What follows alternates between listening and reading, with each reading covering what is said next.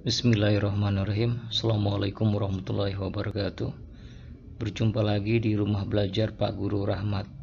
Semoga kegiatan ini berguna dan bermanfaat. Bab 3. Menyampaikan ide melalui anekdot. Untuk kelas 10, SMA, SMK, Madrasah Aliyah Kejuruan.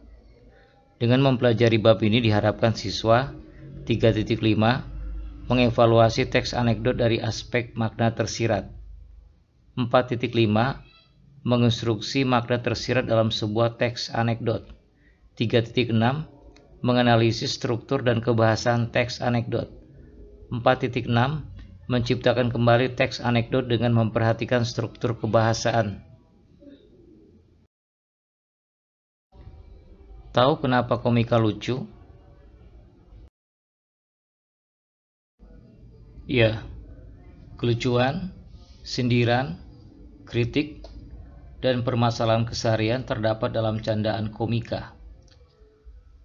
Pastilah kalian mengira teks anekdot dan teks humor itu sama. Tidak. Keduanya memang jenaka, namun teks anekdot menyindir orang lain dengan candaan.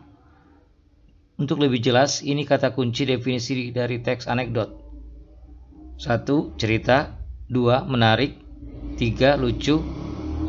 Sindiran atau kritik. 5. Unik. Iya, ini tujuan teks anekdot, menyampaikan kritik dengan humor yang tersirat.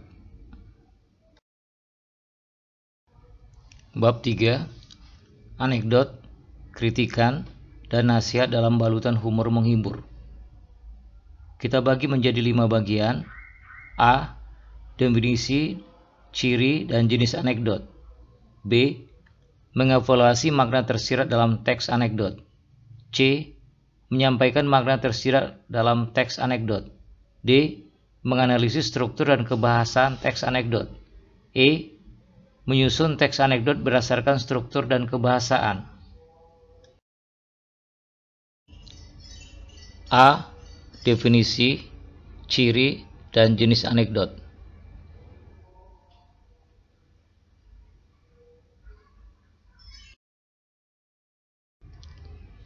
Pengertian anekdot.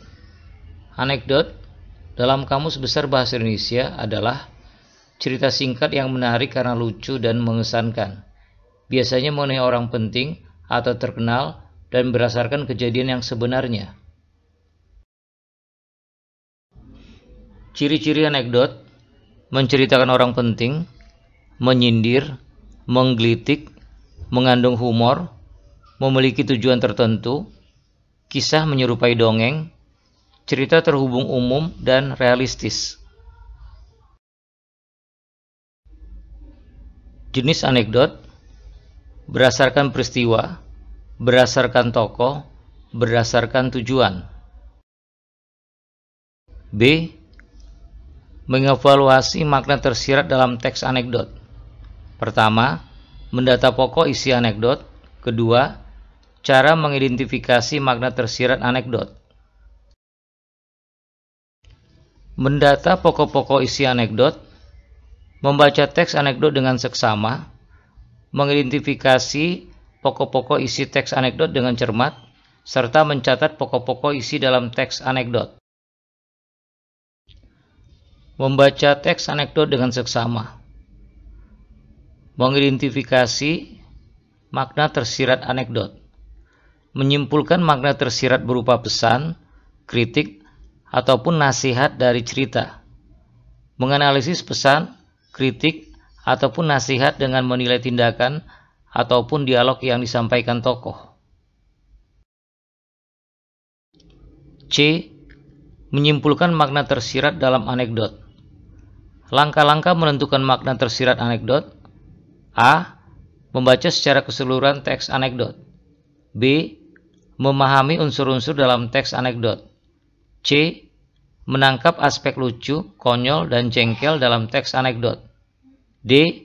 Menangkap makna tersirat berupa kalimat sindiran atau amanat dari teks anekdot.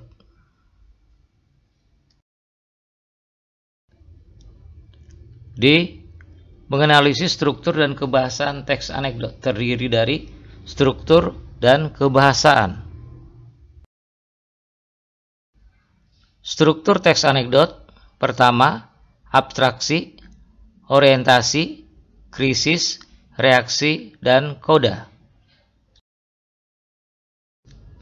Kebahasaan anekdot: menggunakan kalimat retoris, menggunakan konjungsi waktu, menggunakan kalimat tanya, menggunakan kalimat imperatif, menggunakan kalimat seru.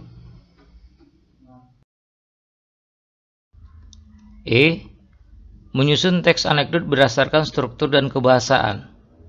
Pertama, menceritakan teks anekdot dengan pola berbeda. Kedua, menyusun teks anekdot. Ketiga, menceritakan anekdot secara lisan. Langkah-langkah menceritakan ulang teks anekdot. Pertama, membaca isi anekdot dengan seksama. Kedua, memahami jalannya cerita. Ketiga, mencatat unsur-unsur pokok anekdot. Keempat, menceritakan kembali dengan pola dialog ke narasi atau narasi ke dialog, berbeda dengan tetap memperhatikan unsur-unsurnya.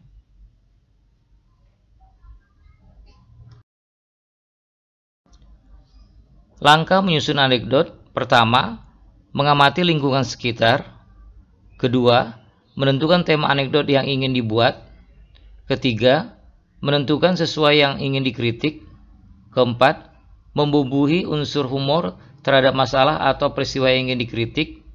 Kelima, membuat narasi anekdot dari awal sampai akhir dengan memasukkan humor tertentu di dalamnya. Aspek yang diperhatikan dalam menceritakan anekdot: pertama, sikap badan. Kedua, suara.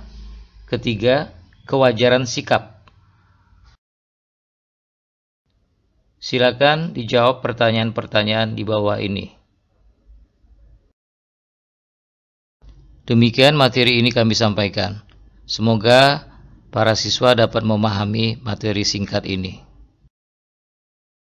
Buku ini pun kami pakai sebagai buku tambahan pembelajaran. Terima kasih. Silakan beri tanda jempol ke atas, komentar yang membangun dan bermanfaat, serta jangan lupa subscribe bagi yang belum, sehingga kami lebih bersemangat dalam berkarya. Semoga kita dapat bertemu kembali dalam kesempatan yang akan datang, insya Allah. Alhamdulillah. Assalamualaikum warahmatullahi wabarakatuh.